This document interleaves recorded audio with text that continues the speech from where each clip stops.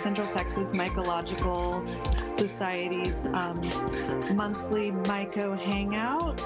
And this event we do monthly, and it's a casual hangout amongst mycophiles, people of all interests in the mycology community. And tonight we have 3 cultivators of varying degrees. A couple do it, as a business, and we also have a home cultivator as well that is joining us, and they all happen to be named almost the same name.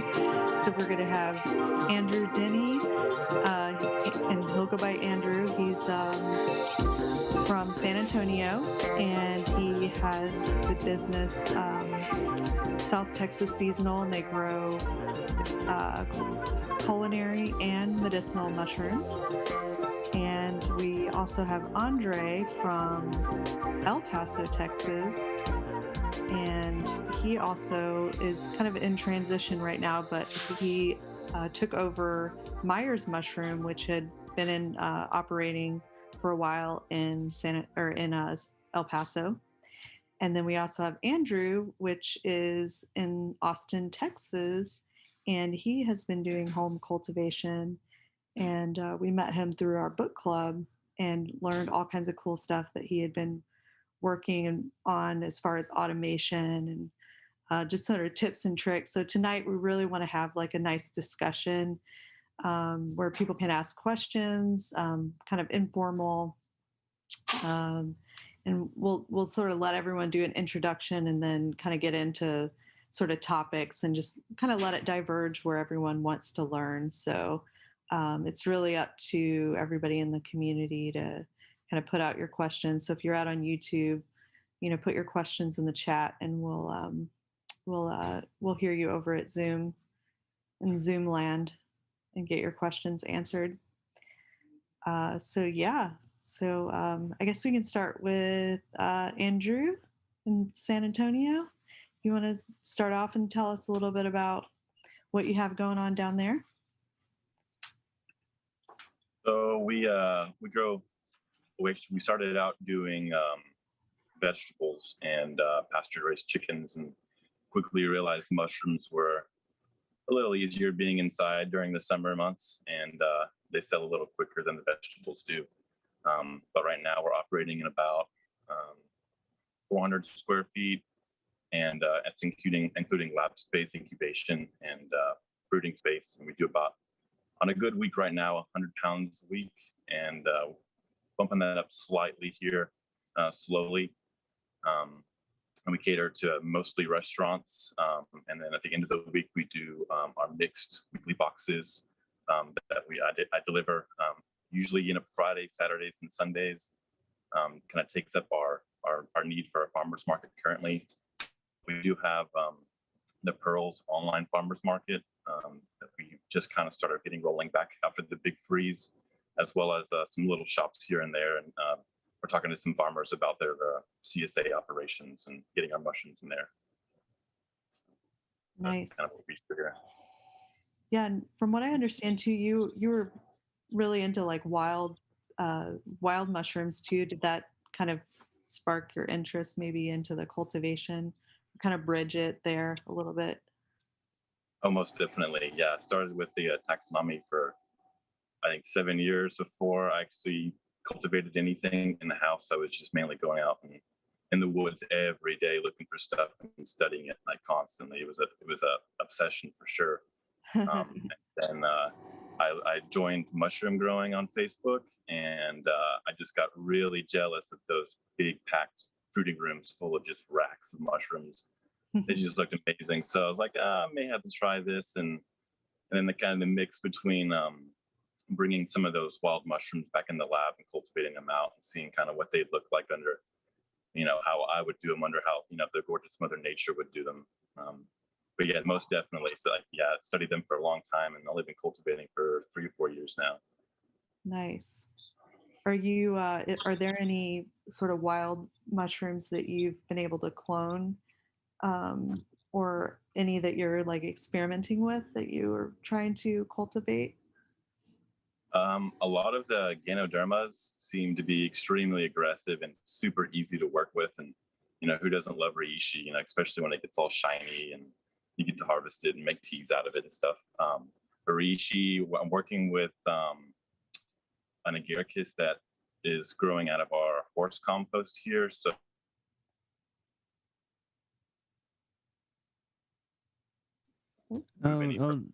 You froze for a little bit. Oh, excuse me. Where did I catch you off?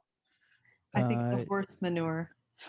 Oh, the horse manure. Yeah, I'm working with this agaricus, very large agaricus. I don't know if it's exactly agaricus subfernescens or something like that. I butchered the Latin names, but working with that a little bit. We've got that on Petri and we're running it to grain, but we'll be getting it DNA sequenced before like anything major happens with that, just to make sure.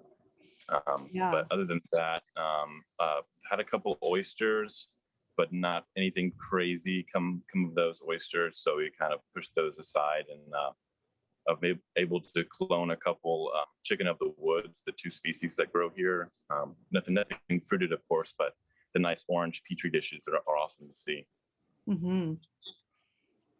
Yeah, I know there's been a lot of discussion, and there's a few members in our society too that have a lot of interest in trying to cultivate chicken of the woods. So it's definitely something we were excited about. Awesome. Yeah, I've got cultures if you need them. So nice. Yeah. Let's switch over to Andrew. Could you do an intro and give us kind of your journey into the mushroom cultivation world? Yeah, if by Andrew you mean the Andrew that's going by Andy for the night, is that right? Sorry. Okay, that's I'm already cool. messing up. Okay. Yeah. So I started growing mushrooms around 2018. I was at a Earth Day festival at a local cidery, if I recall, and just attended a little topic on mycoremediation.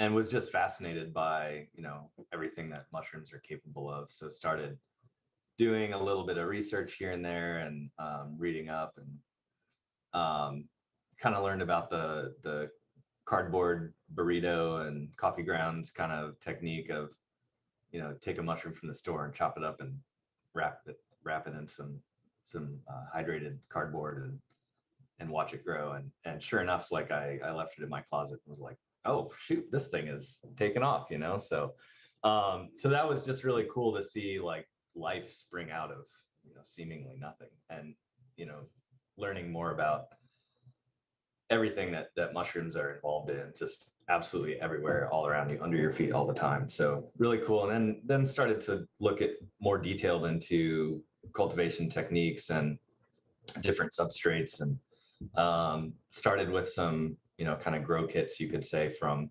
northspore.com, and just growing those in my kitchen and having good success with that.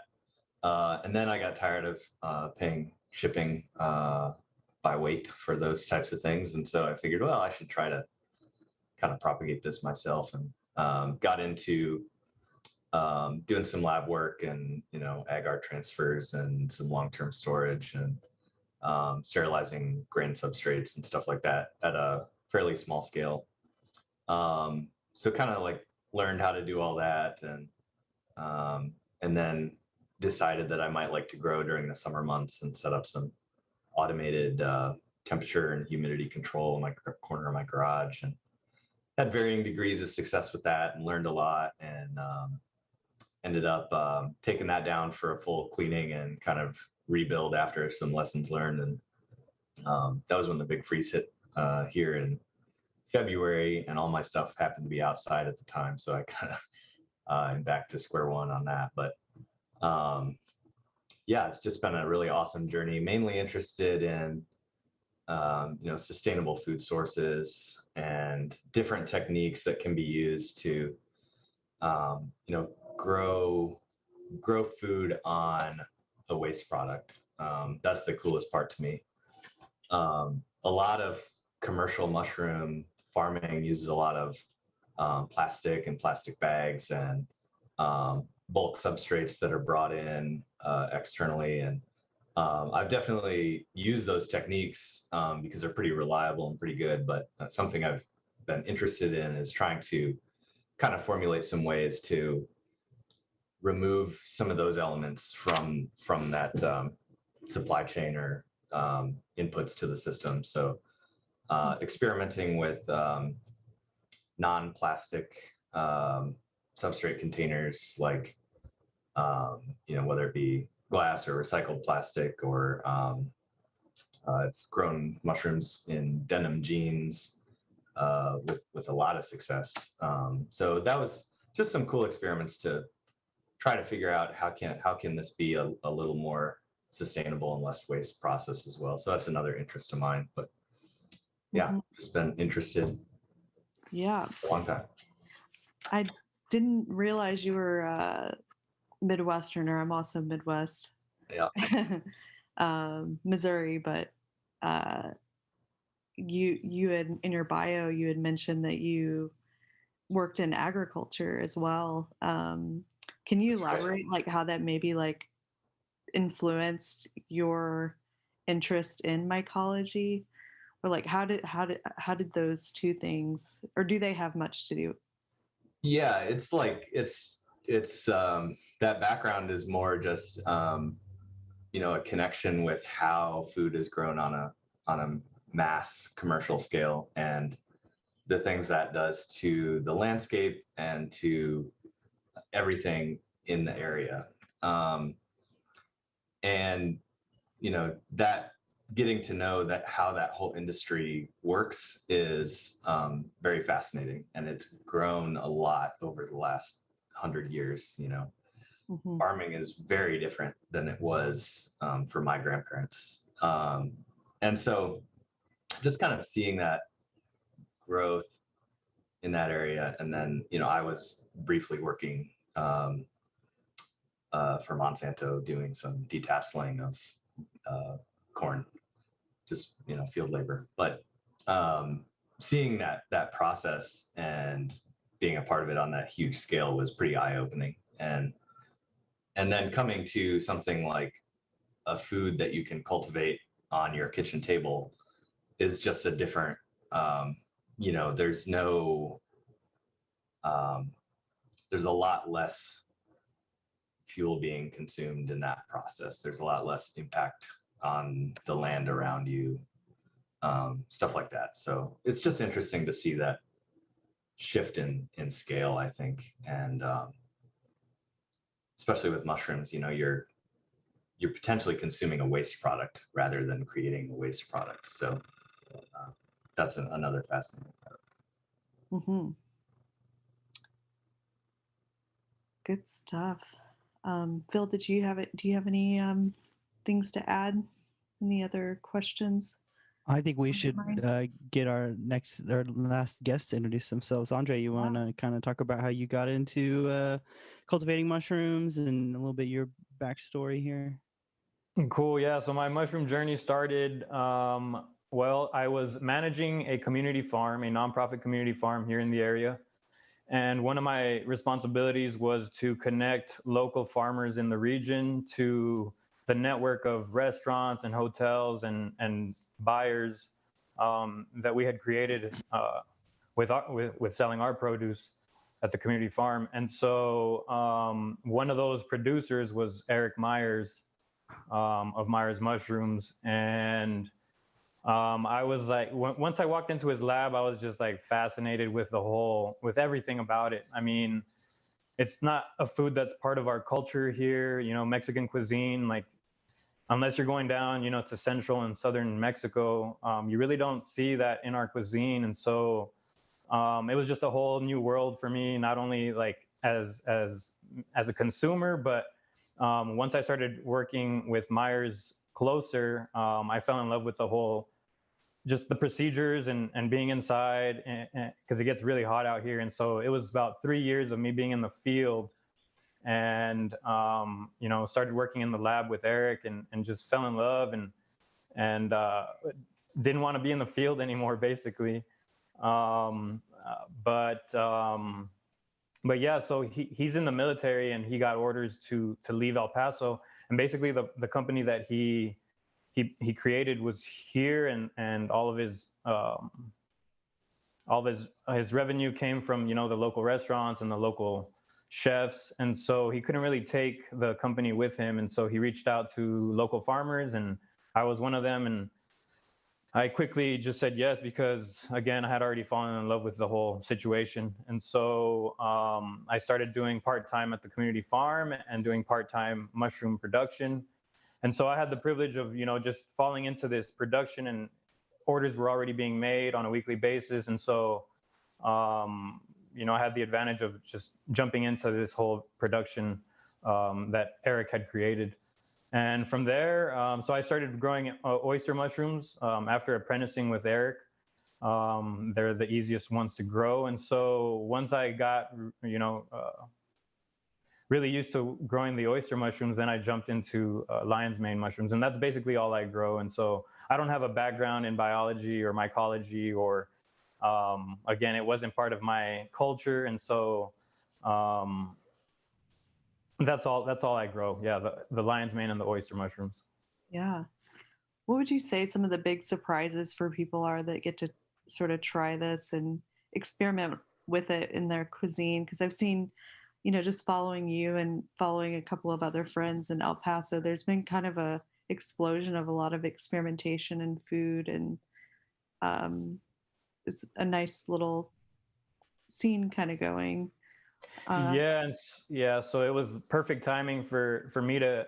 So I lived in California, and so when I moved back, I realized, wow, like, you know, the restaurant industry is booming, and it's kind of gotten to a higher level of like sophistication from when I grew up here, and so being a local farmer and getting in at that time, it's changed my life basically. And yeah, so I mean, as far as the mushrooms and showing up to farmers markets and kind of watching people's eyes light up, wondering like, what is this, first of all, and then like them realizing that how medicinal they were, and not only that, how tasty they were. And so yeah, it's just been it's a different world than when I grew up here, as far as the way we view food and being health conscious and all that stuff. So it's been awesome watching people just light up for mushrooms. Yeah. Have you had any really good lion's mane Mexican recipes that you want to recommend? Yeah. Those So two things, like, I just haven't, like, I haven't connected those two. I'm like, I need to try this. yeah. So again, like how I was saying earlier, that we, you know, when we wouldn't be able to sell out on the oyster mushrooms, we would turn that into jerky. So when I started growing lion's mane, and kind of people were like, what is that? I don't want to buy it. And so I would have problems trying to sell it. And so at the end of the week, we started turning our lion's mane into a vegan menudo. So if you guys aren't familiar with menudo, it's a Mexican dish that is basically like, the main focus is the like tripe of beef tripe, basically. And so when we started making that, we substituted the beef tripe with the lion's mane, and it just kind of went viral in El Paso, and people love it. And actually, there's 2 or 3 restaurants that now have it like on their menu, because menudo is like basically eaten on Saturdays or Sundays. And so when the weekend comes, those restaurants will have the vegan menudo. Yeah. Chico's, move over. I had to throw in a Chico's joke. For all my El Paso friends out there. That's really cool. Changing the culture already, making impacts, bringing mushrooms into it. And like kind of mixing up an old favorite too, which is very nice.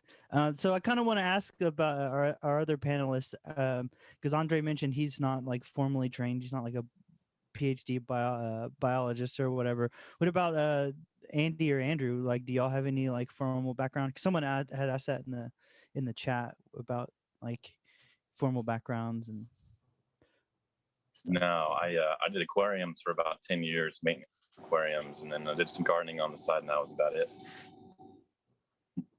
Nice.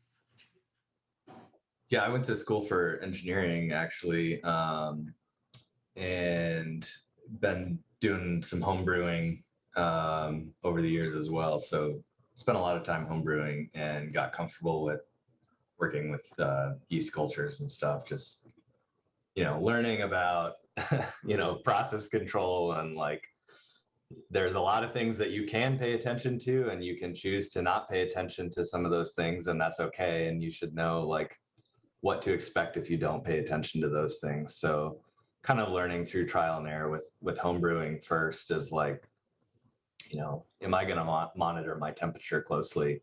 Well, if you don't, then, you might have off flavors due to your yeast, or, you might have a sweeter beer than a drier beer, and just kind of understanding how different factors can play into your results. And, there's 100 or more things that you could be paying attention to, and you have to kind of get comfortable with choosing what's important for you and for your process and for your environment. Because, some people in brewing really care about water chemistry. And for me, I just filtered my Austin tap water and I called it good, but I never had an IPA turn out good. Anyway, we're talking about home brewing, but the same rules apply to mushroom growing. Is just be aware of all the things that kind of can come up, and watch out for them, and then see what's impacting your process and try to trace it back to, is my liquid culture itself infected, and do I need to toss that, or how do I test that? And is my, am I using a grain spawn that's energizing my mycelium enough, and should I mix up that recipe a bit, or just trying different things out and seeing what works well for you, whether it's temperature or ingredients or whatever the case may be. Yeah, that makes sense.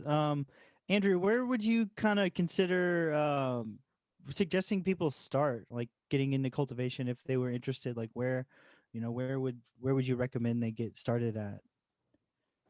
Me or Andy? Yeah, Me, Andrew, okay. Denny. Yeah. Oh, okay. I guess the fastest way, would be to buy one of the kits. But if you kind of wanted to go a step further, I've been teaching some home cultivation class, and with a really simple pressure cooker, and I send people links all the time. It's like $20, and you can modify some jars and make your own grain spawn, and kind of go a step further with some with treating your substrate with lime or with vinegar, and kind of adjusting pHs and going a little broader with not as much shipping. Or you can always get kits from Home Depot, I think Home Depot and Lowe's for like $20, and that's a real, if you really want to, I guess, get the end. That's the best part of the very end, is watching it grow. So if you're kind of impatient, I definitely recommend the kit. You can get down fruiting first, and then if you really enjoy fruiting, you can kind of break that old kit down and make it to 2 or 3 new kits, and kind of go from there. Yeah, it makes sense to me. I know we kind of help give away spent spawn from a couple of the mushroom farms up in Austin, and that seems to be a pretty good way to get people interested. It definitely, someone actually had asked questions sort of related to like that kind of cultivation, more low tech. They wanted to start cultivation of wine caps in their garden bed, and that's actually one of the this is Rachel with 2 L's and an E on the end. So yeah, we did, as part of one of the demos that we did for the video series that we originally produced for the Texas Organic Gardeners and Farmers Conference. That's actually how we met Andre as well. He co-presented with us. We inoculated some beds at Zilker with wine cap spawn from North Spore. So, we wanted to be sure of our substrate, that was good quality. We bought it online. And I was super excited because I didn't think we had enough time. So I think it was in January when we inoculated the beds, and we put them with strawberries because, there's not a whole lot of research, but there's starting to be more and more research about companion planting, mixing certain types of mushroom spawn or certain types of mycorrhizal with certain types of vegetables in your garden, vegetables or fruit. But I've read in several places that wine caps do really well with strawberries, and so we found like a really wet area in the beds, and there was an oya, there was irrigation, and it was like on a slight downslope where water would probably run into the bed as well. And we actually were able to get wine caps, but I haven't heard a whole lot of good things about trying to grow Stropharia. That's the family that it's in Texas because of the heat. And you can kind of, I use the tool iNaturalist a lot just to see kind of what's happening in the wild, and that kind of helps dictate like what might actually grow outdoors in a low tech kind of setting. But I don't want to diverge too much or talk about, what I have going on. But anyways, I wanted to help answer that question. Yeah, I've been successful with wine caps as well. I picked a pretty shady spot that I actually didn't have a lot of luck growing some other plants in. So it was kind of an unused area at the time. I kind of dug up kind of the surface of that garden bed area and actually buried some oak logs that I had laying around that needed to get, done something with. And so I put those underground, and then put down some wine cap spawn from North Spore as well. Top that off with some actually straw to retain moisture. And then a bunch of hardwood mulch on top of that. And I inoculated that in January, and I had a pretty decent harvest in March of that same year. I have not had them come back, and I suspect that is because I did not stay on top of watering that area over the summer months. So that's my suspicion there. I think, Angel, what you said about strawberries, I'm sure there's some companion nature to that relationship as well, but even just the shading of the leaves, I think, would really help for moisture retention, keeping the direct sun off. So that I've had success with it here in Austin, but not continued success, I guess. So the straw that you used, did you like pasteurize that with like hydrated lime, or did you just soak it in water, or did you just even use it just dry? Or I just used it dry, yeah. Yeah, straw when it gets wet. I learned I have chickens and I had ducks at the time as well, and I was using it for bedding. And once straw gets wet, it stays wet, and it gets real nasty when it's full of duck stuff. So I learned that, but that duck nutrient is great compost. But anyway, once it gets wet, it stays wet. So it does really good for moisture retention, and so that's why I put it in there. But if you let it sit in 100-degree weather and don't water it, it's going to dry out anyway. So yeah. Andre, would you mind kind of talking about like different pasteurization techniques and kind of the difference between sterilization and pasteurization, and like where would you use the both? Or So I actually don't know much about pasteurization. What I was taught was we use a steam barrel that runs up to 200 degrees, and then we sterilize a master's mix. So that's an 85-gallon barrel that we use, and it fits 40 10-pound blocks in there. Yeah, so I mean, I can't really answer anything about pasteurization. I've heard of lime pasteurization and how, you can throw it on a bale, on a hay bale, but that's pretty much all I've heard. I've kind of just stuck to what I've been taught and tried to perfect what I've been taught, and so that's where I'm at right now. I'd like to start, experimenting with new varieties and experimenting with some low tech options as well. Maybe some seasonal stuff. My dad has some land with pecan trees on it, so I'm hoping that during the cooler months down here, I can do some outdoor. But that's all going to be experimental because obviously no Right. one does that out here. Yeah. Yeah. So Be quite the dry. setup. I've been Oh. following, I don't know if you all follow NAMA, North American Mycological Association, and they have Uncle Fungus. He did the takeover this week, and he started showing his outdoor setup. But that's Pennsylvania, Yeah. totally different climate. Just seeing the Yeah, but fog roll in every day. It's like, he's like, this is what it looks like in my grow room. That's why I yeah. set everything up outside. Yeah, but going back to like the companion planting and stuff, I actually follow I forget what exactly his handle is, but on Instagram it's Sonoran Permaculture. It's a Sonoran Permaculture page, and I've seen him harvest oysters in the middle of the summer in the Sonoran Desert under his squash plants. So that's something I want to mess around with. That's a milpa I want to get to know. Yeah, mushroom milpa. Yeah. That's beautiful. Yeah, I've been growing a lot with my plants, and it's been a lot of fun. Like they seem to do really well with the, just big. I grow it's a cousin to artichoke called the cardoon.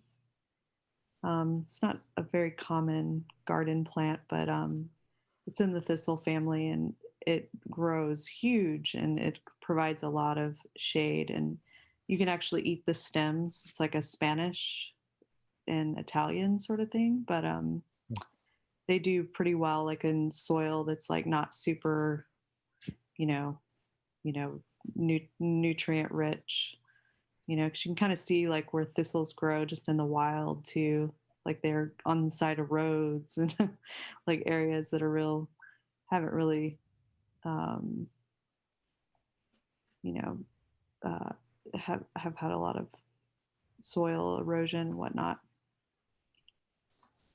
I wonder if, Andrew, do you have any input on the pasteurization, sterilization topic? Or I have a few things I've tried to, but do you have anything, Andrew? So pasteurization would be heating your straw like in water, like pretty much boiling it. And then using, I think me and Meyers, we both use the atmospheric pasteurization in our barrels using steam. And then I'm not exactly sure what the name for adjusting your pH would be just for straight lime and cold water. I believe I'm not sure if I'm actually correct. That's what's stuck in my brain. But I think that's how it goes. Yeah, that's what I remember too. So Yeah, I think. Oh, go ahead. Yeah, I think pasteurization is like 180 degrees for some or higher for some sustained amount of time. And sterilization is boiling or higher temperatures. But I think sterilization would be at a certain pressure, like okay, yeah, in an actual pressure cooker off the blade.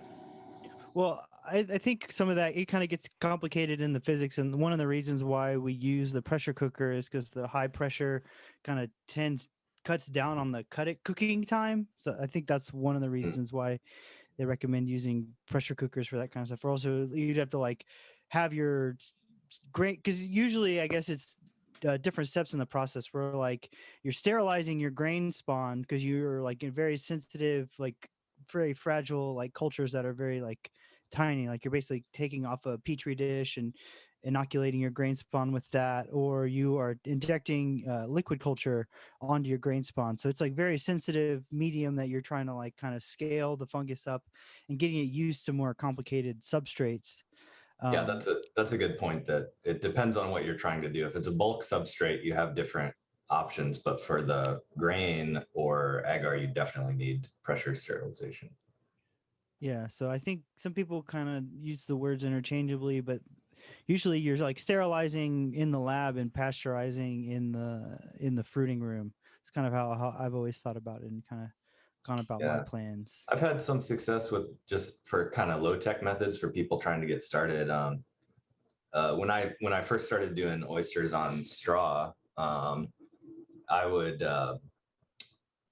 boil that straw in a big kettle that I had from my home brewing, and I would boil it in a nylon mesh sack, and then transfer that into a plastic bucket and layer grain spawn on top of that after it's cooled, and had pretty good success with that with no additional nutrients, just right on the boiled straw. So that's a good way to get started. And then I've also tried fermenting straw, and basically just take that straw and put it in a bucket with a couple of rocks on top and let it sit till it gets nice and stinky. And there's a nice little layer of scum on the top, and that's good to go. And you drain it in a part of your yard that you don't walk by every day because it stinks.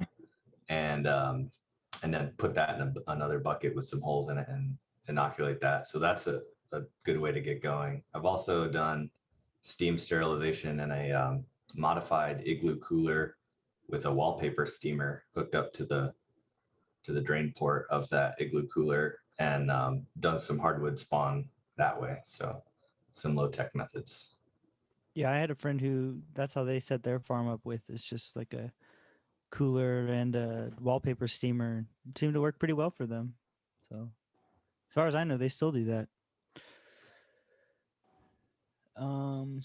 So let's talk about substrates for a little bit. How effective would it be to grow on coffee or other waste?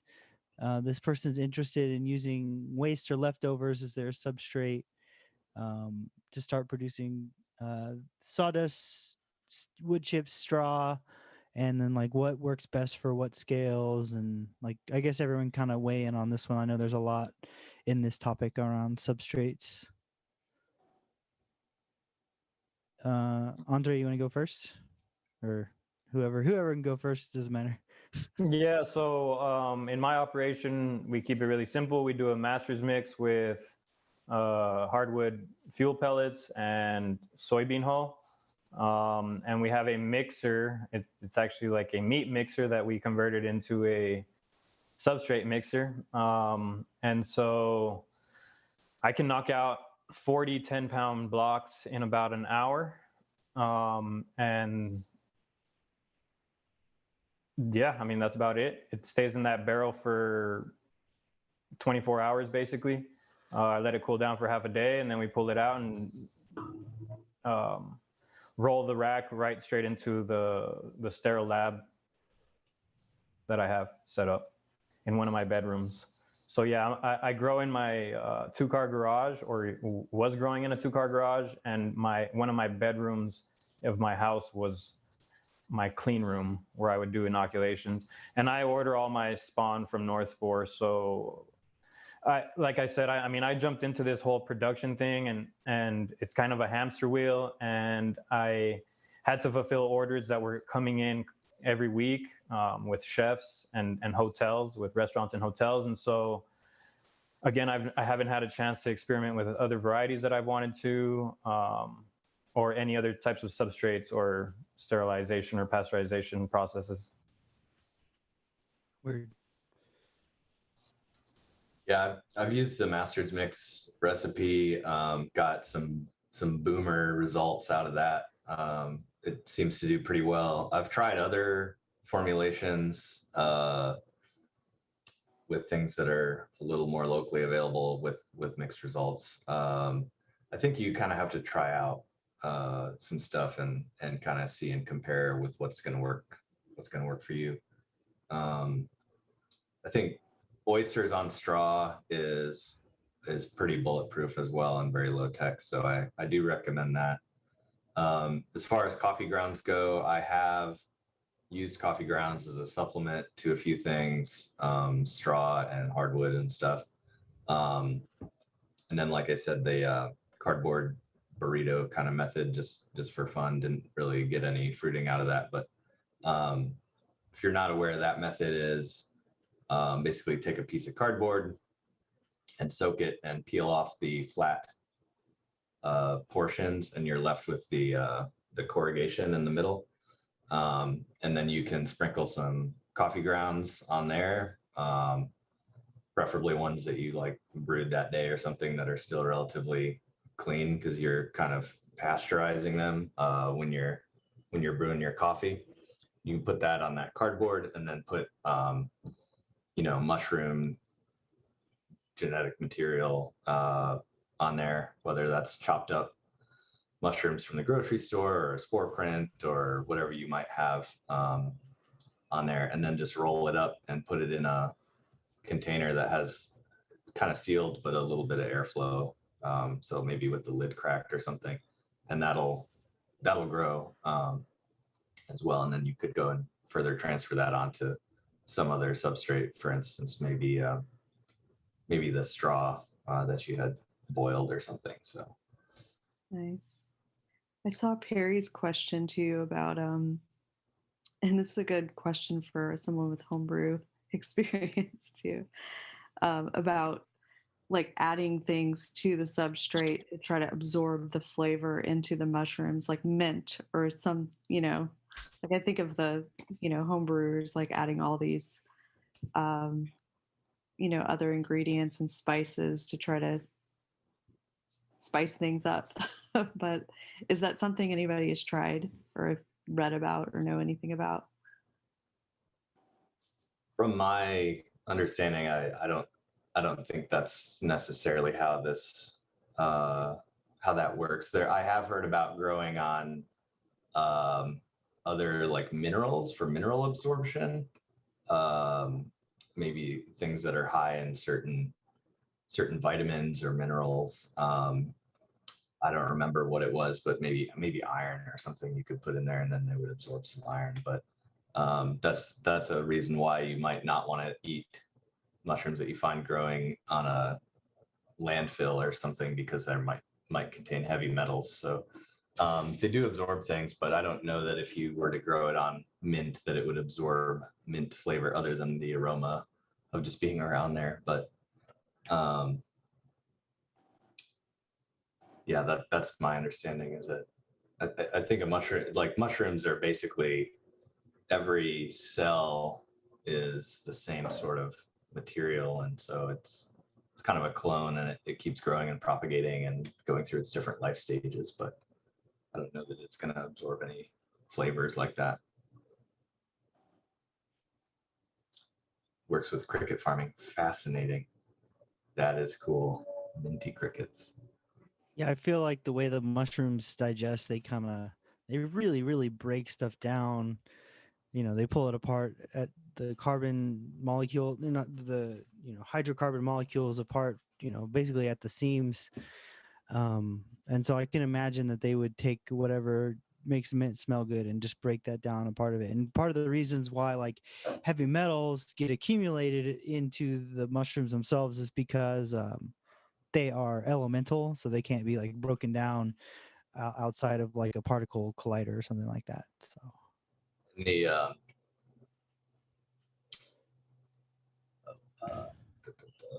forgot what I was going to say. Sorry, go ahead. Andrew, do you have any substrate tips or tricks and stuff? Anything that you want to contribute to this section of the conversation? Oh, I'm sorry, you guys froze for a second. Was that question directed towards me? Yeah, I was just wondering if you had any substrate things you wanted to add. I have tried coffee in the past. If you're not really looking to like fully sterilize coffee, it's super nutrient dense in my opinion, and it kind of contaminates quickly. I know there's a couple companies using coffee wastes as for mushroom kits and stuff, but I personally haven't had too much experience with straight coffee. Maybe it's sprinkled into sawdust, and like you can shred cardboard. It's a great one to kind of get some cardboard. And I'm not really sure of any other wastes that oysters in particular would grow off of. They're the most aggressive, but yeah, I've had too many. I've tried it on like chicken scratch instead of instead of grain. It's like a mix of a bunch of stuff, and wasn't that great either. Kind of stick to the basics in the very beginning, but coffee can be used a couple times in cardboard as well. Yeah, you mentioned chicken scratch. That's got a lot of corn in it, right? And I think And unfortunately, it's all cracked. Yeah, and that's pretty nutrient dense. So like if you're doing I do my grain spawn on wild bird seed. It's like a lot of rye and sorghum and stuff, and that's easy to contaminate as well, just because it's so nutrient dense that anything in the air that lands on that will latch on and just start growing. So you're pretty susceptible to contamination with very nutrient dense stuff, like I would believe coffee grounds as well. Yeah, that's kind of what I remember is there's just such a high amount of nitrogen in the coffee that the mushrooms don't really like it as much. They need a little bit more of that carbon, which is like, when they're breaking down wood, that's mostly what they're breaking down is the carbon that's in that. So let's see.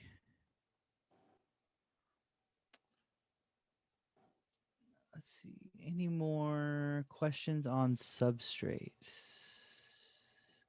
Oh, I was going to say some things. Like agricultural waste are a pretty good place to look. I know. I think Andre mentioned cottonseed hulls, but like, you can get creative with it.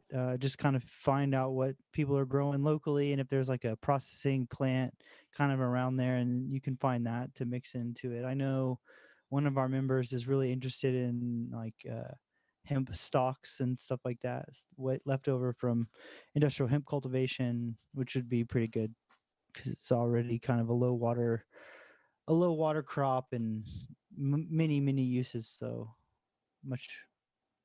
Yeah, a lot of those cellulose rich type of plants, right? Like straw, wood, and that sort of stuff. Depends on the type of mushroom. Yeah. Okay. Andre, people are asking for the mushroom jerky recipe. Would you mind sharing it out with everybody?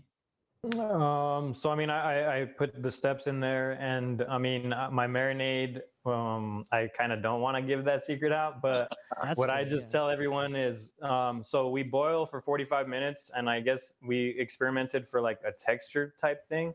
It's probably like over boiling, but we did a lot of experimenting, probably about 2 months of experimenting, just changing different things, changing the boil time, changing the dehydration time. And what we found is 45 minutes gives you a great texture, like a meat-like texture.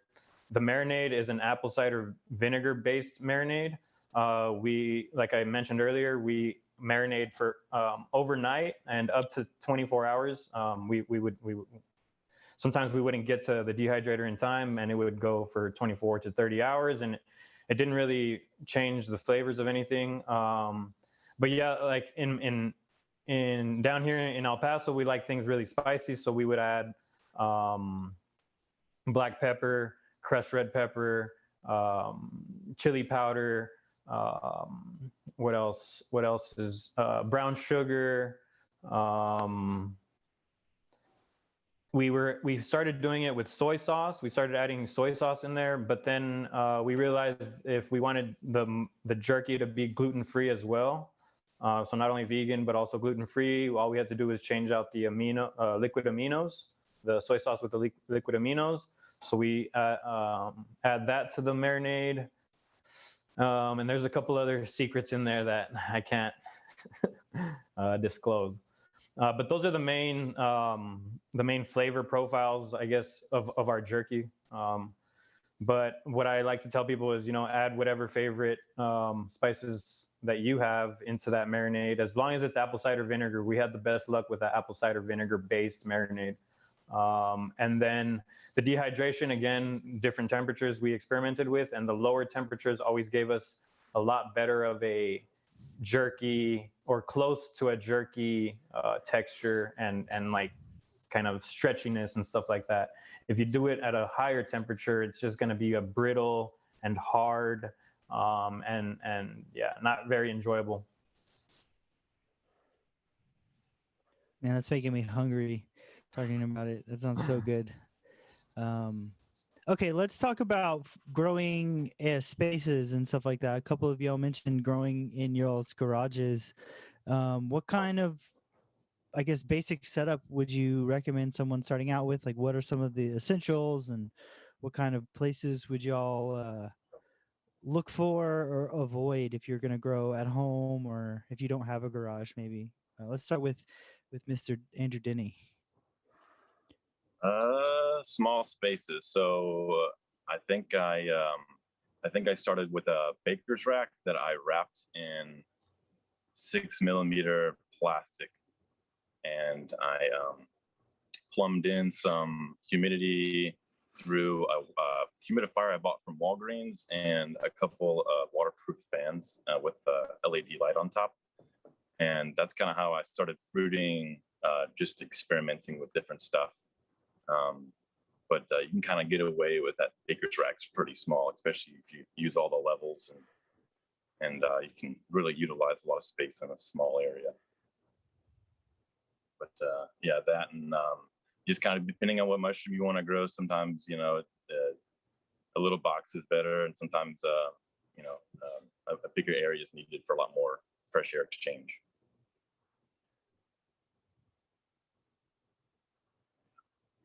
It's my experience with the small spaces. Right now, we're in a 10 by 10 grow tent with about 7 baker's racks.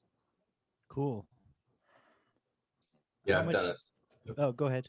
I've done a similar setup with the baker's racks and tenting on various degrees, but on a small scale, I'd say that I had really good luck with using just a black tote, like a Rubbermaid, or I think this one was from Home Depot. It's like a black on the side, and then you can put your you know, your substrate, inoculated substrate in there, in whatever vessel it's in. If it's a plastic bag, or I was using recycled plastic bags, and also the denim jeans and t-shirt, you know, left like just random fabrics sewn up into little kind of pillowcase things, and stuff them with straw and inoculate them, and just leave those in that black chamber and kind of spritz them with water.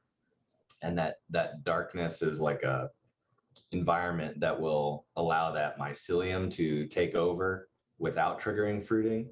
And then once that substrate is fully inoculated, then I would remove the lid and like tip it on its side towards some kind of indirect light, and then and like, you know, open a hole in the substrate for fruiting to come out, and then tent the front of that tote with you know, I was using trash, like recycled stuff, but like basically like a cellophane saran wrap kind of thing, just to keep the moisture in but allow the light through. And that worked pretty well. One thing you have to watch out for, though, is like Andrew mentioned, is fresh air exchange is a key factor. So a couple of key factors are the temperature. Clearly, you know, below 80 degrees for sure is ideal, and then fresh air exchange and light are needed for fruiting.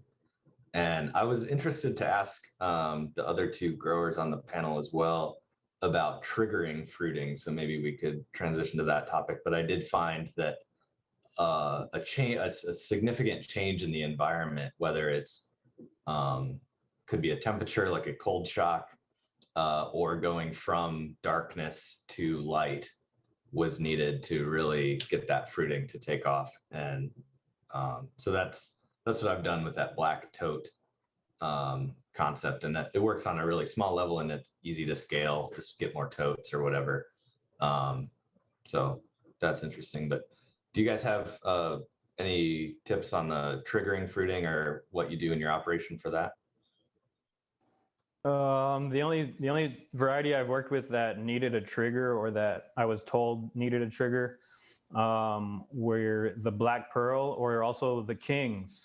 So they go through a cold shock, and so what I what I did was kind of planned it seasonally, where it's like, okay, when it's going to start getting cold, I'm going to order some spawn and see how it does. And it did very well. Luckily, a part of my garage was always that cold. And so I took it out of my incubation and stuck it in that corner. And probably about a week and a half later, started seeing pins. And then I would transfer them over into the fruiting chamber. But going back to the question that Phil asked, I guess my most important piece of equipment in my fruiting chamber is my fogger, and it's a mini fogger. I forget the brand name, Air something. But yeah, the mini fogger, and it runs you a little under $400, but that humidifies my 8x10 by 8 feet tall fruiting chamber. And so all I basically did to create that fruiting chamber was frame it out with a metal pole frame. And then with a black and white poly, ran that around the frame, and basically it's being held by duct tape and the frame. And then on the ceiling or the roof, I did a clear, like basically a drop cloth, like a landscaping drop cloth or a painter's drop cloth. That way my light can go down into the fruiting chamber from my garage ceiling. But yeah, that fogger fogs more than enough. And so I end up having to put it on a timer, and it works off of a timer. I don't have it to a set like humidity. I like to go in there on a daily basis and just check everything by feel and by seeing it, and go from there. So I'll have 2 or 3 settings that depending on the variety that I'm growing, and depending on the time of the year, whether it's like middle of summer and super dry and hot, or in the fall when it's a little bit more moist. So yeah, depending on variety and the timing of the year will dictate what timer setting I have on that fogger. That kind of also makes me want to ask about, like, how do y'all monitor your fresh air exchange, and how do you exchange air in a space, especially small spaces? So I know a lot of people have their meters and walk around and shooting their meter around, but I like to do everything visually and by feel. And so once I start seeing mushrooms get a little bit leggy, especially the oyster mushrooms, I mean, it's a telltale sign that you need to, raise the power on your fan or whatever. And so I have that on a device that, you can lower the fan setting. Although the fan only has one setting, if you plug it in, you can lower and raise that. And so, and what I realized once I started getting into double production, basically 80 or more blocks at a time, my fan is running at full throttle. And it's a big 12-inch centrifugal fan that's exhausting everything out of there. And as far as the fresh air exchange, my garage isn't totally sealed. And so what I've realized is that, the fact that it has all those leaks, I have a good fresh air exchange. Nice. What about Andy or Andrew? What do y'all recommend? What do y'all do? Yeah, I've done quite a bit. I spent a lot of 2020 working on those aspects.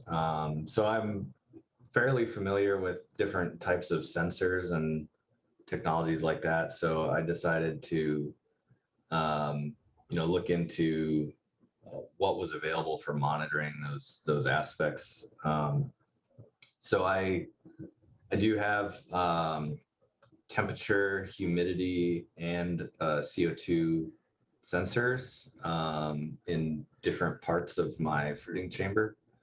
And those are hooked into a little computer, and I wrote some software to look at how those aspects change over time. Nice. And then look at, I kind of outfitted that chamber with a fogger, and then with a fan on the fogger, and then an exhaust fan as well to suck out the CO2 that the mushrooms expel. So I can monitor the CO2 levels, and when it gets above a certain threshold, I kick the fan on and it sucks it back out. And when it goes below a certain level, it turns off again. And similarly, when the humidity gets above a certain point, it'll turn on my fogger and get it back up to the humidity set point. In the back of the Radical Mycology book, there is a table that shows kind of the desired temperature, humidity, and CO2 ranges for different species of mushrooms, and for the different stages, whether you're inoculating, pinning, or fruiting. And so I just have kind of presets in that program for like, oh, if I'm pinning my oysters, I just click that button and it goes to that profile. So that has worked with varying degrees of success. I don't have temperature control in there. So in the summertime, that was one thing that was kind of problematic. The other thing was that when you're in an environment like that, where you're controlling, your environmental factors like humidity. For instance, I had a bug in that code that ended up leaving my fogger on all night long, and I came out and my garage was full of fog. So don't do that.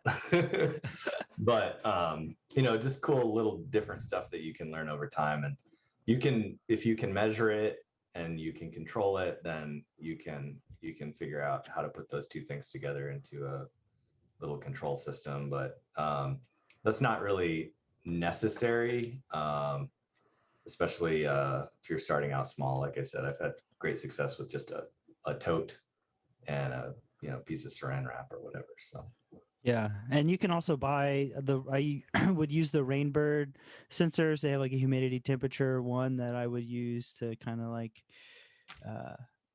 just kind of monitor the humidity and kick on the fan basically with the mister whenever it needed to, and that worked pretty well as far as like not needing to create your own sensor. But I was already thinking about doing something similar. I was like, oh, I got to learn how to computer code. Were you using like a Raspberry Pi or something? yeah, Do I was that just with? using Raspberry Pi and some Python code. So Awesome.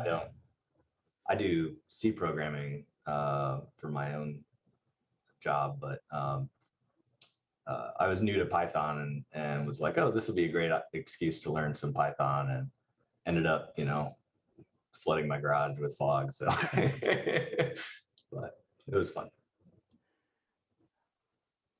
Okay, and Andrew, what about you? You got any climate control tips and tricks? So I guess like in a little bit larger of a space, like say like a baker's rack or a grow tent, I usually keep like a fan in there for circulation, running constantly. And then just depending on how many grow bags I've got in my tent, it's my circulation kicks on for maybe I think every 5 or 6 minutes, and then it kind of progressively goes up the more bags that go in the tent. And then I just can control everything with inkbirds. I love the inkbirds during winter and springtime, where it's 90 degrees in the daytime and like 40 at night. So it's just the back of just kicking on and off heaters and AC units. But yeah, usually, I mean, if I can run everything full speed constantly, that would be great. But you just have to have a pretty decent humidifier to keep running for sure. Yeah. Okay, so a couple people asked about this. Does mushroom growing like smell bad? Does it? And then like, what kind of disasters have y'all encountered? I know Andy was just talking about fogging out his whole garage. I know I've covered my whole living room in spores before. Like, what? What kind of does mushroom growing smell? And then can I go through some of y'all's disaster stories? My family loves talking about smells. The grow barrel and the steam barrels, they definitely kind of put off this earthy kind of bread smell. I don't know how to describe the steam barrel exactly, but I know the pressure cooker, when you're pressure cooking grain, smells like you're in a cereal shop. And then everyone really loves to complain about the excessive isopropyl use during clean work. So that's fun. But disasters, my oysters love to get really heavy and fall over, and it take about 10 bags with them. So you have a bunch of customers that you've already sold to, and you've got to tell them that their mushrooms have all been toppled over. That's awesome. So yeah, make sure your shelves are good. Make sure your bags are pushed all the way back, or you've got PVC shelves or something. If you're going vertical, because they will fall. So for me on the smells, I kind of experienced it, but I didn't have enough experience. Like there wasn't enough time growing the pink oyster and the yellow oyster, but those do kind of have a little bit of a funkier smell than the grays and the blues and the lion's mane. And then disaster. So I had set up a second fruiting chamber, the same size, 8x10, and I had just installed the brand new fogger. And put a brand new batch of blocks in there, and got everything running. Left for half a day, came back, and one of the blocks, same thing, had toppled over and fell right on the brand new fogger. And so a couple days later, I was buying another brand new fogger. Oof, that's rough. Yeah, and one other catastrophe was, so my house is on a cul-de-sac, and one of my PVC pipes busted and flooded the whole cul-de-sac. So I got a knock on the door from one of the neighbors saying, "Hey, you're flooding the whole neighborhood." And so I had to run to the home improvement store and run back and fix everything. But yeah, that was a mess. Damn. Yeah, I'm curious. Have you guys? So there is a smell to mushrooms growing. I wouldn't say it is a bad or off-putting smell in any way, but I'm curious. Have you guys noticed if that corresponds to spore drop, or if you get to your mushrooms a little late, does that pick up a bit? That was something that I've kind of experienced maybe, but couldn't quite conclusively tell if that just the mushroom earthy smell is related to spore drop or not. Not with the golds. I know once they pop out, you can really get a really good whiff of them. Mm-hmm. Pinks for me don't start smelling until they're about 2 or 3 days old, and you get that nice cat pee smell with the pink oysters. But enoki, I don't know if you guys have grown enoki, but that is the worst smelling mycelium I've ever smelled. It smells like a foot, and mycelium and the mushroom a little bit, but the mycelium itself, the blocks smell like a big foot. Delicious mushroom. It's like nutritional yeast then, right? Yeah, maybe, yeah, something like that. I've grown at least 3 strains now, 2 whites and then 1 wild gold, and they all kind of have that similar stench. Interesting.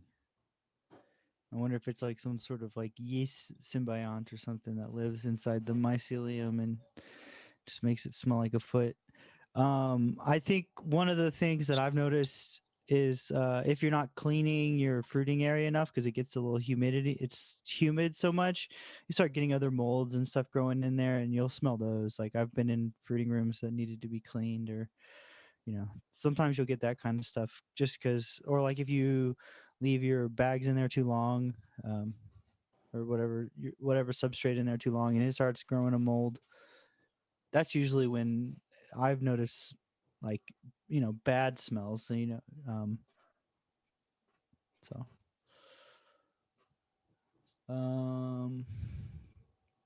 this is a kind of a cryptic question. What about when spores drop? Have y'all had any experiences with spores? Anything that people need to avoid, worry about? One interesting thing that has stuck with me is that they can stain things, which is interesting. And I had my normal area kind of set up with one thing, and I had overflow, and I was growing some oysters on my workbench, which is an old door that I took off my house, and it's now my workbench top, and it's white. And I had some wrenches laying there on the workbench, and the spores dropped and they're kind of sticky in a way, and they drop and they like covered this like wrench and stuff, and I didn't think anything of it. I harvested the mushrooms. I go to clean up everything, and I pick up the wrench, and there's like the outline of a wrench on my white tabletop. And then I go and like, wipe it up, and it didn't come up, and there's still just kind of this little outline of a of a crescent wrench or whatever it was.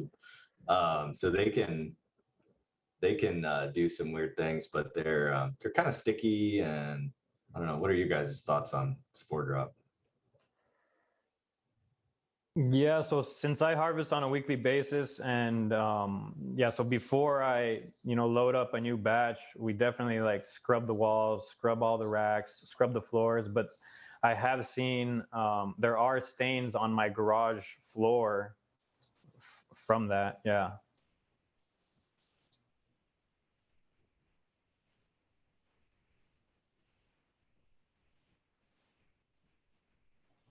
I try to pick a little early just for fridge life, and I do the little mini boxes, so I'm constantly manipulating them, and they're a little bit less fragile at an early stage. But I think the only one that really stains, I think reishi kind of it pours throughout its kind of fruiting cycle, for me at least, and pink oyster really likes to stain all of the metal. I've got to take all my shelves out, and give them a good scrub, and I think we use oxine and bleach simultaneously. Kind of varies. Okay, so I feel like we've kind of walked through all the different phases of cultivation, at least from like a pretty simple standpoint. Yeah, so you got fruits. How do y'all recommend getting them to people? Yeah, just kind of everyone get a chance to answer this one. So for me, it's a weekly order, so it's a weekly harvest, and I like to harvest on the same day that the orders are delivered, and that's mainly so I don't fill up my fridges, or I'm running my fridges, like overrunning them, and so we'll harvest, package, and deliver everything on a Wednesday, and if there is anything that's going into the fridges, they don't stay there for more than 5 days.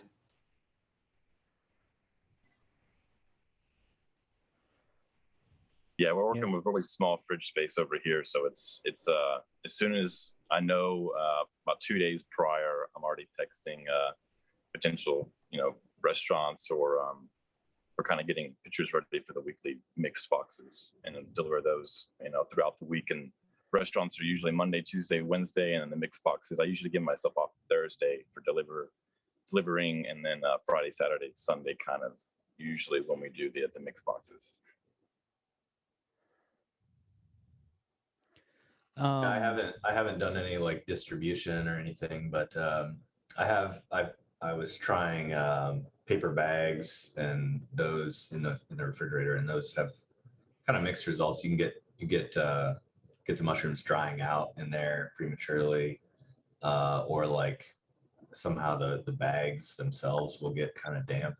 So I've had mixed results with paper bags. I did have good luck with like Tupperware containers with the lid kind of cracked for maybe up to a week, but that's kind of really all. If I know I'm going to be sitting on them for more than that, I'll dehydrate them. But just call my friends over. That's the that's the distribution technique.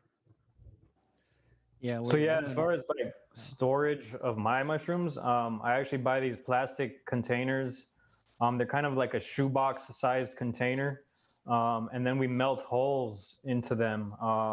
We've tried to cut holes out, and they end up cracking at a certain point. So now we get the torch and we melt holes into them, and it makes a seal around the plastic, and so it doesn't crack anymore. And that way we don't have to crack the lids, and we can stack all these bins one on top of the other. And what Eric did before I took over the company is he converted actually a chest freezer into the fridge space that we use. And what his idea behind that was that the compressor of a regular fridge works with a fan, and that fan will dry out your mushrooms. And so I guess I've done it too, where, if something stays in there for more than 2 weeks, it still looks really fresh. It still looks like you harvested it, 2, 3, 4 days ago.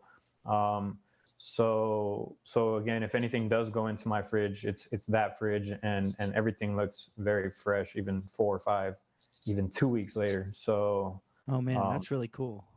yeah, so that's a game changer, definitely. So that's just a converted deep freeze, you said? Yeah, so it's a chest freezer, and then you put a sensor in there on a thermostat, and you're basically tricking it to not go freezing. And so basically those walls that would normally have ice on them, they just get to a certain temperature, 40, 45 degrees. And so yeah, there's no fan blowing on them, and everything looks really nice. Yeah, that's really cool. I'm gonna keep that in my head. That's a really good to know. How many Andre, how many pounds are you delivering per week, if you don't mind Yes, sharing? so out of that 8 by 10 fruiting chamber, I easily harvest 100 pounds a week. And so when I needed more production, I got to a certain point where I needed more production, and so we built out the second fruiting chamber, and so same thing. So I can easily harvest up to, more than 200 pounds per week in that space. And that's basically because a lot of the procedures have been mechanized and streamlined, and then when I took over the company, I streamlined them even more and found certain areas where I could save time and energy, and so as far as production goes, I've got it down to about 4 hours of production time per 100 pounds of mushrooms, and so the rest of my time is in deliveries, coordinating with chefs and hotels, and all the social media stuff, and all the office administrative stuff. So my week is 40 to 60 hours, but as far as like production goes, it's 4 to 8 hours, depending on if I'm harvesting 100 to 200 pounds of mushrooms a week. Very cool. How do y'all know when is the right time to pick y'all's mushrooms? I know someone, I think it was Andrew, mentioned kind of picking them earlier than they're ready, so to kind of beat the spores. But how do you tell that? Just really kind of depends on the variety. After a couple times, you kind of know, once you throw them in the fridge, if they're kind of old and you picked them and you throw them in the fridge, they're not going to look too great. So, usually like the blue oysters, they'll really have that blue color. Their caps haven't flattened back up, and they're kind of still rounded, and you kind of feel they're a little bit more firm in the stem of things. Lion's mane, I kind of tend to pick that when it's still slightly pink. They start out pink and they'll kind of grow white, and you want to catch them before they start browning anywhere. Pretty much all the oysters you want to pick before they kind of curl up. The kings, you kind of want to wait till they curl up. You don't want them like hard rocks, at least for me. I like them, all my chefs like slightly larger kings, a little easier to deal with when we can grow and when it's not so hot. And then it kind of just varies on your variety, but yeah, just kind of the color and the size, and then yeah, kind of varies stuff. Cool. Here's a question about liquid cultures and agar. Have you had better or worse success inoculating with spore syringes versus liquid culture versus agar? So your spores are going to take a lot longer. They're going to take about 2 to 3 weeks to germinate once you inoculate, if everything goes as planned. So that's a little bit more time for contams to kind of show themselves if you weren't to be completely sterile with your process. Your liquid culture, you should see signs of it growing within 3 or 4 days, depending on some varieties. Some are a little slower, some a little faster. But liquid culture is going to get you there a lot faster. And I'm not familiar with the term agar. Maybe that's like spawn and Petri Agar. dishes. Agar. oh, agar. Yeah, so agar is the pretty much the very first step if you're not cloning it yourself. And usually people that are buying petri dishes are major mycologists because they're charging a lot for petri dishes nowadays. And it's just pretty much step one is your agar, and well, probably step one is both your agar and your spores, and then liquid culture is about 2 or 3 steps above that. You can really get rocking with your liquid culture a lot faster. Yeah, as far as doing agar onto your grain spawn, agar versus a liquid culture, I've had similar enough results that I can't really tell the difference or recommend one over the other. I guess, like you said, the agar plates are probably going to be more expensive, and the liquid culture actually lasts quite a while in my experience, and it doesn't take a lot of liquid to inoculate a grain jar, and you can keep that little quart-sized mason jar of liquid culture around for quite a while, and it'll do just fine. So yeah, they're kind of just used for different things, is what my opinion is.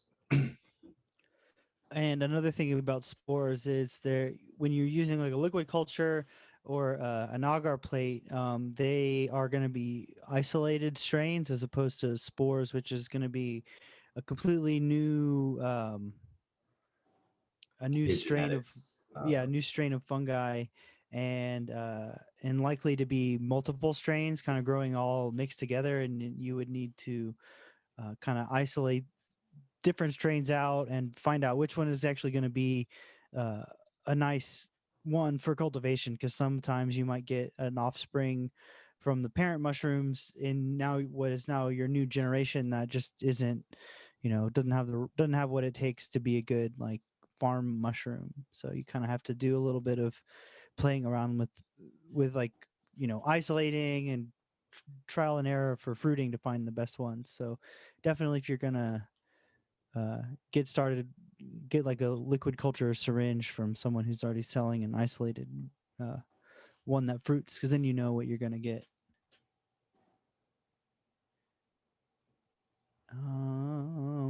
Okay, this one's for Andrew. Are those unicorn bags behind you, and what size are they? Yes, these are unicorn bags. I'm drawing a blank on their name. I know I use 14As for my grain spawn, I believe. These are XLS XLSAs, I believe, and they're good to hold up to 10 to 12 pounds of substrate. And these are 10-pound blocks behind me. Do you mix those in the bag by chance, or do you have a mixer? How do you mix your substrate? I dry bag everything, so just a dry bag, and then wait for it to hydrate, fold, steam, and then it all gets mixed up when I inoculate with grain. Can you go over the dry bag process? Because I've only just like pre-mixed everything and then bagged it up while it was wet. So that takes a little trial and error, just depending on what your substrate is. With sawdust, it's going to be pretty difficult. You're going to want to find your dry weight. I use pellets, so the dry weight, the moisture content is listed on the bag. I think they're all less than like 0.03%. So I kind of just go off a ratio of about, my numbers aren't right, but you can kind of do a 1-to-1 ratio. So if you're doing the master's mix, which would be a half soybean hull and half sawdust, you can do like 2 pounds, 2 pounds sawdust, 2 pounds soybean hull pellets, and then 4 pounds of water to give you like a 1-to-1 ratio between substrate and water, and then just allow it to hydrate. Just like I think by the time I'm done filling all bags with water, I go to the first one and start folding, and it's pretty much good to start folding. It takes about 10 minutes for the bag to poof up enough. You definitely don't want to load your sterilizer too tight and then have everything expand and break your barrel. Yeah, that makes sense.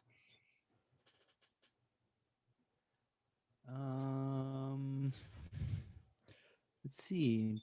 checking the chat for any more questions.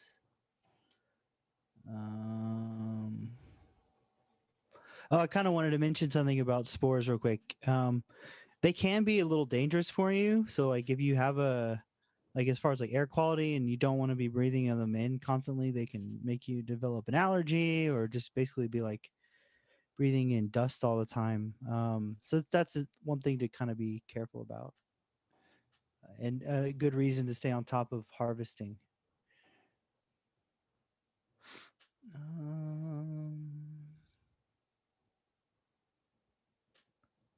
Let's see. I think that's all the questions. Oh wait, there's one more. Just came in. This one's for Andrew. Do you have any tips for growing? Oh, yeah. Sorry, I forgot about that one. I'm gonna ask this one first. About can we talk about contamination throughout the whole process and some sterilization techniques? Like, I guess how do y'all avoid contamination? So these bad boys right behind me are HEPA flow hoods, and they kind of provide a clean area to work in front of. So anytime I'm opening anything up that hasn't been fully colonized by mycelium, like when we go to the fruiting room and we cut open bags, it's not a sterile environment, but they're pretty much fully colonized. And from that point, they've got a pretty high, immune system. After a couple of flushes, they kind of deteriorate immune system wise. But yeah, anytime we have open substrate that's high in nutrition, like soybean hulls or anything like that, grain spawn, agar, we kind of do them in front of us, some clean room equipment. And you can kind of do some of that stuff at home by searching still air boxes. It's kind of like a rudimentary entry level kind of clean air box kind of thing. You can kind of work in and get some stuff done. Yeah, and if you want to forego that type of clean room process, you're going to be better off to buy spawn bags that are already done, depending on the stage that you want to get at. Because earlier on in the stage, if you're trying to isolate spores, like Philip was talking about, on agar or working with liquid cultures or agar plates, those are very, very sensitive to contamination. And basically, a contaminant will get in there, and then if it's in that sort of stage of growth, it'll lose and the contamination will win. But like Andrew said, if you're already fully colonized on your cellulose-rich bulk substrate, then your mushrooms are going to win, and contaminants will get in there from the air, but your mushrooms are able to tolerate that. So if you don't have that clean environment, definitely get started with something that's already kind of to the stage where it's less likely to be contaminated. Grain spawn is kind of in the middle there, and you can work with grain spawn without a completely lab setup. You just have to be kind of careful and diligent about your cleanliness, and then the environment, and still air box is always good, that sort of stuff. But I've had varying degrees of success working with grain spawn without a full lab setup like that. But the HEPA filters are definitely a good choice if you can do it. Yeah, the one thing about grain spawn and still air boxes is they get to be kind of like tight spaces to work in, so then it can be kind of tricky. But I've had success in all of them, and in not even using one at all. Yeah, sometimes you just get lucky.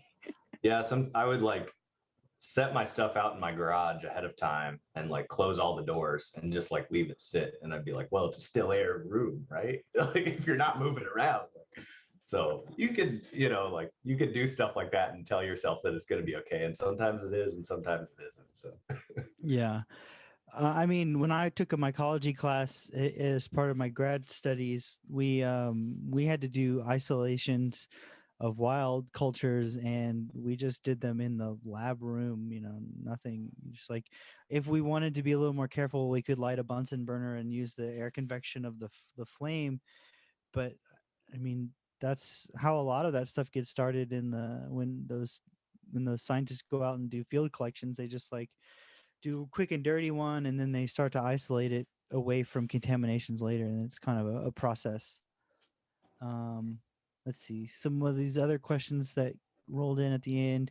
Have y'all used plastic buckets for cultivation, and do you have any tips for people wanting to grow in 5-gallon buckets?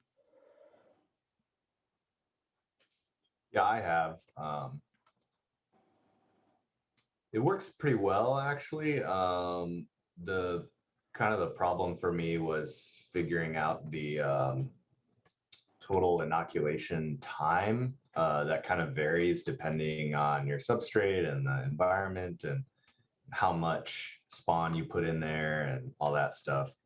And then like I'd have my buckets, I've got a couple of buckets with holes drilled in them, and then those are all tied up at various stages. And basically my throughput was fairly low because I was like waiting around for another flush, not sure if it was going to come or not, and all that stuff. So that's been my experience, but it does work, and it's a pretty low impact way to do it, I guess. So I do like that about it.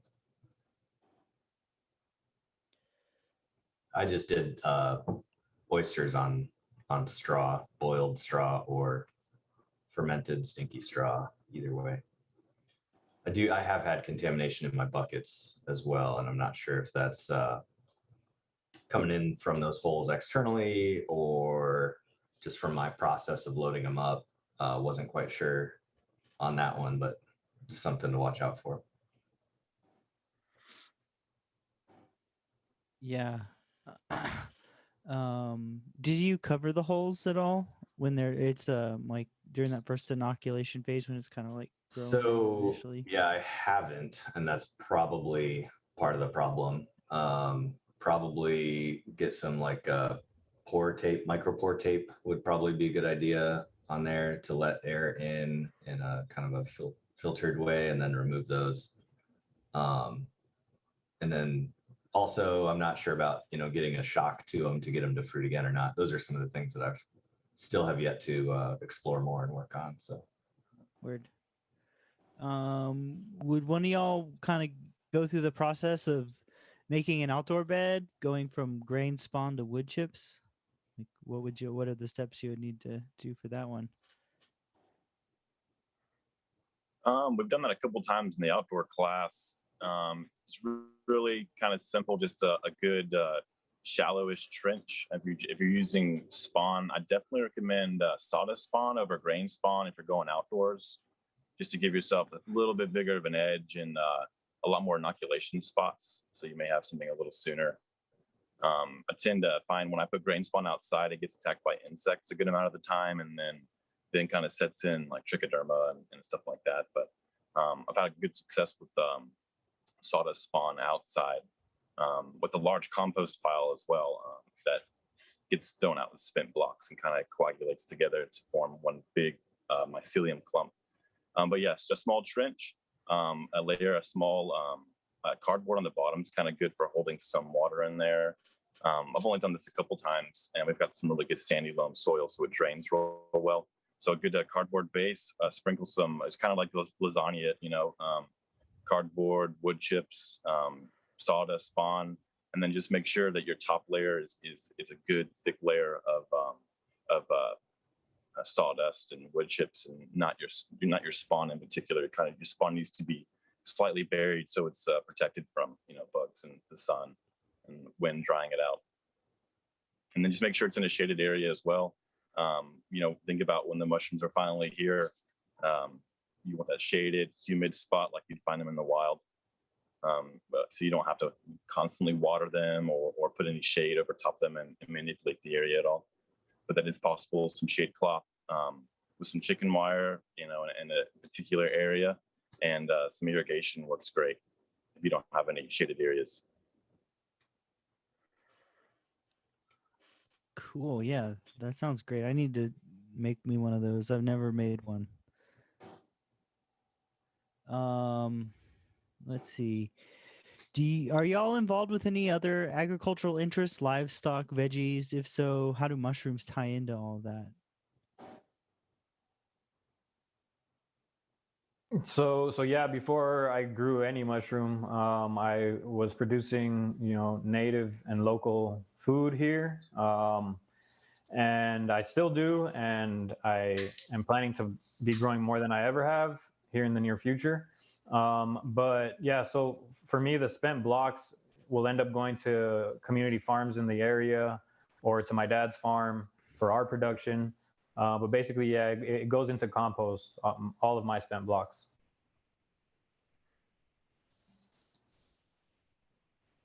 I've done some. I started kind of getting the agriculture kind of pushed when I started working for a small market garden here, and then after about a year of that, kind of got pushed more into mushrooms, and we did a little bit of vegetables here and there, like cucumbers and cantaloupes and tomatoes and arugula, and we did a lot of pasture-raised chickens. Duck eggs, quail eggs, chicken eggs, of course, and just kind of found that more people were definitely more interested in the mushrooms, and I just like the how they all tie together in the meal at the end of the day. You kind of can go out and pick some from the garden. You've got your meat and you've got your mushrooms, or if you're just doing your veggies and your mushrooms, that's a great mix. And then of course, like Andre said, the compost is amazing at the end of the cycle. Yeah, I've just kind of the smaller scale, but doing just home vegetable and herb type of stuff. And then I've got chickens and I had ducks, and I'm more in it for the self-sufficiency and emergency preparedness type of stuff. I remember I was harvesting mushrooms and my neighbor came over and was like, "Have you heard about, there's this thing called COVID, it's everywhere, man." And I was like, whatever. And then sure enough, like, oh crap, that was a big thing. And then the grocery stores were completely wiped out and everything. And I've got pounds of mushrooms coming in every week. So that was pretty, just kind of a wake up call of like, be able to have some skills in your toolbox to take care of yourself when stuff can go south. And you go to the grocery store and all that's there is like a barrel of potatoes and a whole barrel of onions. I'm like, all right, well, I'm having mushrooms and onions tonight, and that's pretty good dinner. So so it works out, but just kind of on the small scale and taking care of yourself kind of thing. Yeah, that's good. I've been hearing some reports from farmers, industrial farmers, that it's not looking so good as far as like the food supply outlook for this year. So starting to grow your own food more locally is probably a good idea. Kind of alleviates the pressures on that commodity food system a little bit. So what about mushroom books? Any books y'all recommend, information sources y'all recommend to people who want to learn more about cultivation? I guess cultivation in particular. Yeah, radical mycology would be probably my number one. It's pretty all encompassing. It's a nice thick read, but it's really good on a lot of topics. And for me, it kind of got me. It's got a wide variety of process and techniques and just different scales of really low tech all the way up to high tech in production is kind of covered in there. So it kind of lets you choose which aspects of it are you interested in that you want to pursue, and whether you're going to buy grain spawn or do your own spores and genetic selection and isolation and stuff. So which aspects do you want to get into is kind of all covered in there. So I do like that one. Radical Mycology, really good. And then Growing Gourmet and Medicinal Mushrooms by Paul Stamets is another really good one. So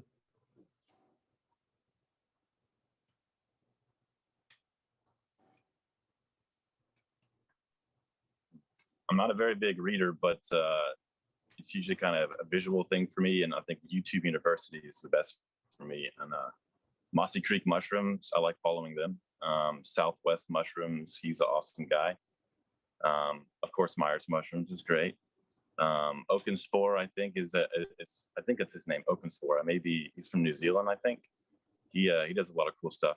And he's got some humor. I like that. Who else? And then mushroom growing is a great resource. And there's so many. If you just kind of dig into some of the comments, I know it's not a book, but if you kind of dig into some of the comments, there's some really great tips there from some people that grow some a lot of pounds for sure. Yeah, I'm with Andrew on this one. I'm not much of a reader. I haven't had a chance to read in the past 5 years because I've just been so busy with production. But YouTube, I'm a big DIYer, so anything that I feel like I can do, I'll look it up on YouTube and attempt to do it at least. But yeah, so I mean, all the YouTubers that Andrew mentioned, but as well as Oh yeah. Earth Angel mushrooms. So if you're looking at something in a more commercial, large scale warehouse grow, he's got a lot of tips at that scale. Cool, good to know. So how do you have any social medias people can follow? You want to drop those and let people know? Yeah, so on Instagram, I'm mainly on Instagram. You can find my mushroom production on Meyers Mushrooms _EPTX. And you can follow me also on OG Farms. That's another Instagram page I have for all the other things I produce, including hemp. So last year we were experimenting with some hemp strains down here and seeing how they did with the heat. And everything went well. So yeah, you can follow me on OG. I believe it's OG _farms on Instagram. Cool, Andy. Yeah, I'm pretty much off of social media in a lot of ways, but yeah, I guess if somebody wants to get a hold of me, you can find me at AJ Montag on Twitter.